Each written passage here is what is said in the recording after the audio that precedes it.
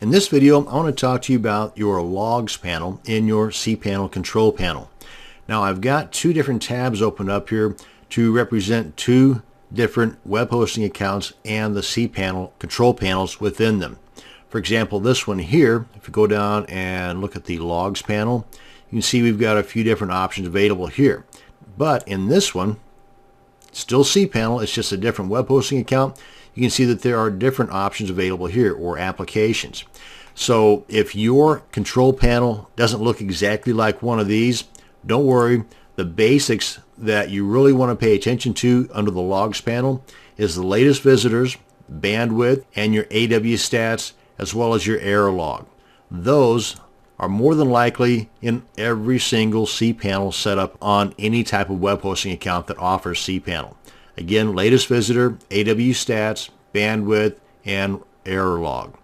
The error log mainly because if you have errors on your website, like broken links for example, then this can let you see them very quickly. No errors here, but that's mainly because there's no site there either. Let me take a look over at this other one here, and under error logs, and here's the information provided in most of these error logs. You've got the date that the error took place. You've got the IP address of the visitor that noticed the error. You've got the error right here, which in this case is, I believe, a 404. And you got different types of errors that take place.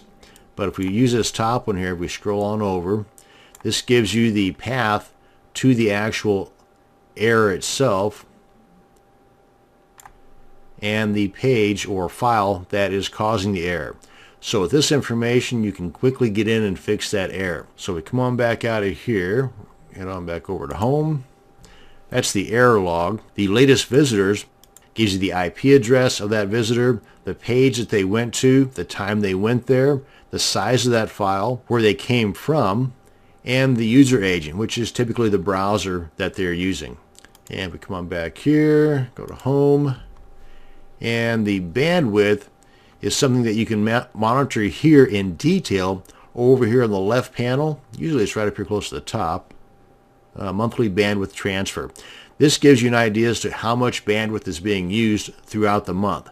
So at this point, obviously, there's not much to worry about because there's hardly anything. There's nothing actually even registering, because as the usage takes place, you'll get a color guide here to kind of let you know at a quick glance if you are okay, or if it's getting into the red close to the end here, that you need to make some adjustments. But that's the monthly transfer right there at a glance. And to get the details, you click on the bandwidth link there, and this can give you the traffic for today, for the past 7 days, the past 12 months. And this information can come in very handy, especially if you're running campaigns or you've got product launches, and you can get an idea as to how much bandwidth you might need for your next campaign or your next product launch, so that you're not having your visitors seeing an error page, bandwidth exceeded, which is never a good thing, and that will definitely put a damper on your day. Here's the breakdown of this month for the HTTP usage. The three options here are pretty much your email stuff, and then the FTP. And then the combined matches that total bandwidth that I just showed you in that left column on the front page. So that's the bandwidth. If we come on back home here and we check the most important one, in my humble opinion anyway, and that's the AW stats.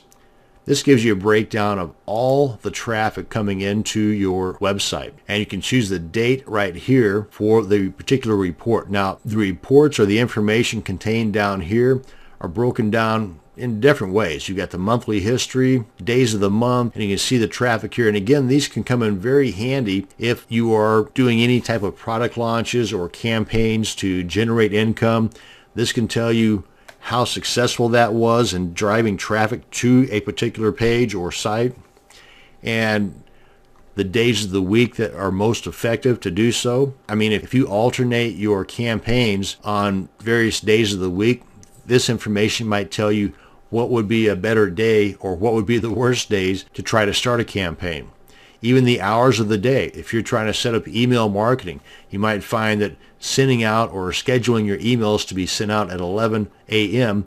might be a lot better than, say, at 7 a.m. And this takes everything into consideration, including the countries that are visiting your site. Now, since this is more of a demonstration site, these numbers are going to be skewed accordingly. At least ways now you know where you can go to get more information on the traffic coming into your site. And you've got a lot of information over here to the side that you can just simply click on to see if robots are visiting, if authenticated users are visiting, the countries, the days of the week. These are pretty much the breakdown of what we've already seen up here.